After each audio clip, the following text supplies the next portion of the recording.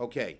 Um, for years, President Trump and his Republican allies in Congress and the media have speculated wildly about deep state conspiracies against his presidency. They're based on the claim that the FBI opened an investigation into the president's campaign with political motives. Today, we just got a report from the Department of Justice Inspector General that puts these conspiracy theories to rest once and for all.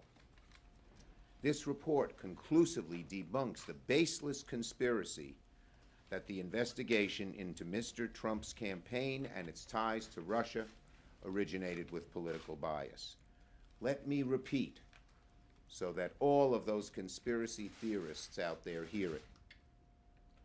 This report confirms that the predicate for the FBI's investigation was valid and without political bias.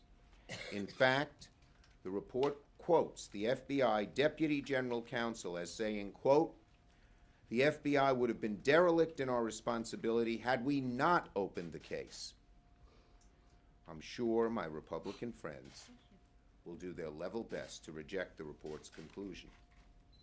But FBI Director Wray, appointed by President Trump, has already embraced the central finding of the report.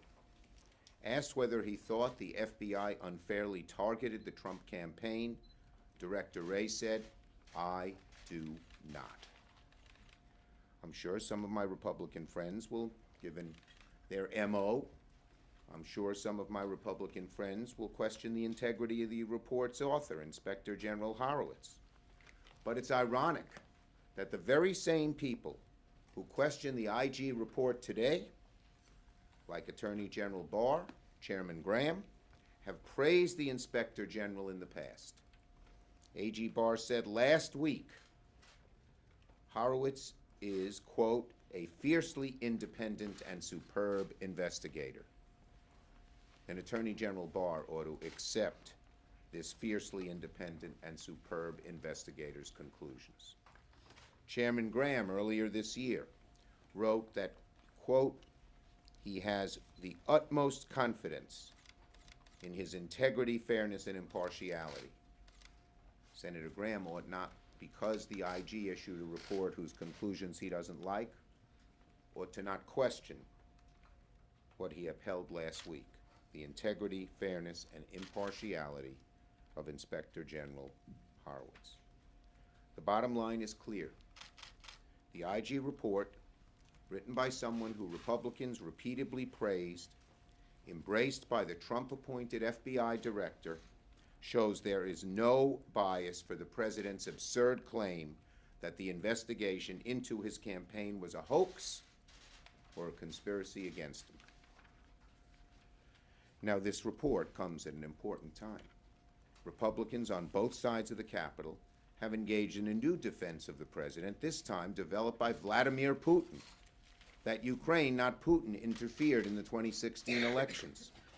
It doesn't matter that it's been debunked over and over again by independent fact-checkers in the media, by the Mueller report, by testimony under oath, including by senior officials currently serving in the Trump administration, and again by the IG report today.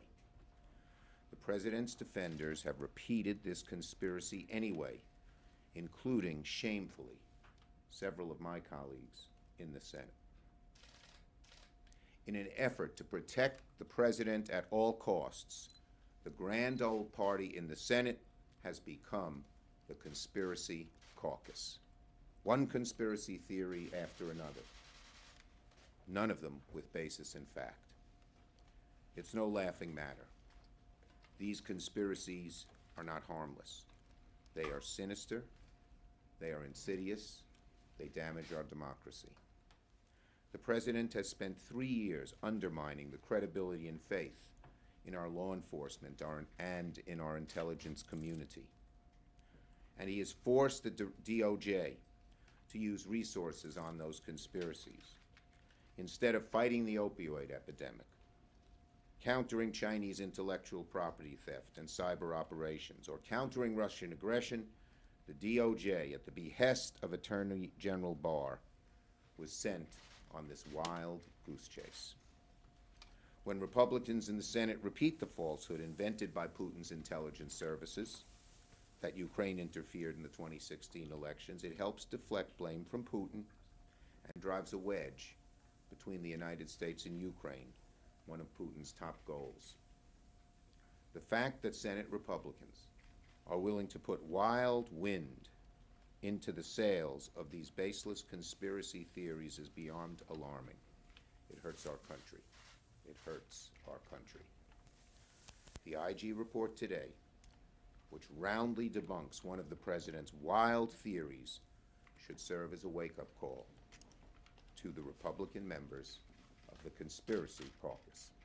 Questions on this subject? Yes, Senator, what about the other central finding in the report that the FBI engaged in at least 17 instances where they didn't provide complete information or they misled the court in some respects? I mean, this wasn't a clean bill of health for the FBI. No, but it was a clean bill of health in debunking the conspiracy theory that the investigation into Trump's activities with Russia was politically motivated.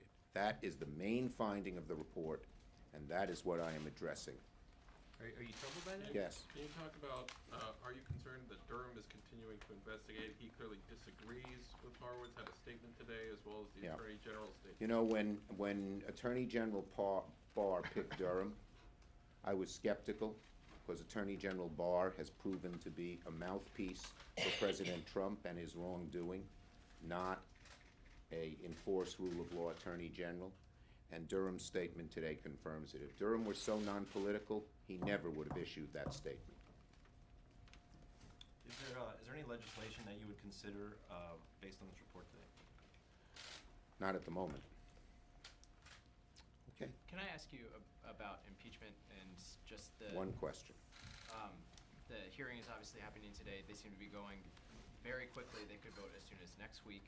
Have you started any conversations with Majority Leader McConnell on how a trial will look, and when do you expect that to start? Would it start Well, I the new think year? it's premature to do that until we see what the House actually produces. Thank you, everybody.